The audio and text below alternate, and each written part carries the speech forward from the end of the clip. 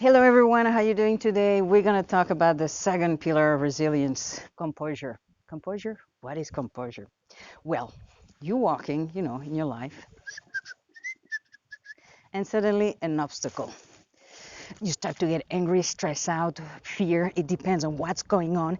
And when you don't have composure, what happens is that you try to get against that obstacle and you go left and right and you lose energy and you're stressed out, more frustrated, and you want and you want and you want and you want.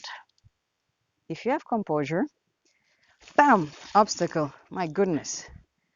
You have your 5 minutes of whatever it is that you're feeling anger, stress, sad. And then you take yourself back and then you start looking. Okay, how do I face that? What can I do? Is there another direction? You still keep your perspective open. And you realize that just by going that way, you can keep on going. And that's what composure is about. It's about recognizing your emotions, know how to get a grasp on them when you're losing it. It's also about being able to recognize your own bias. We all have bias. Let me give you an example.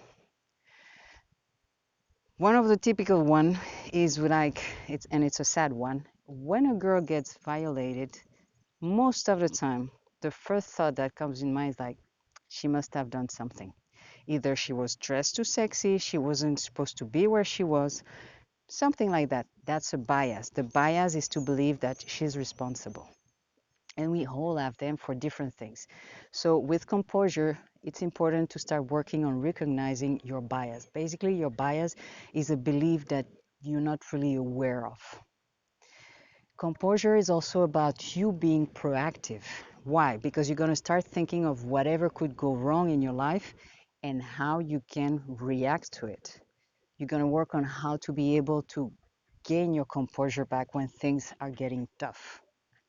So this is all what composure is about. And we're going to see in different videos. I'm going to give you some techniques on how to get your composure back when you get sad, when you get angry, when you get stressed out.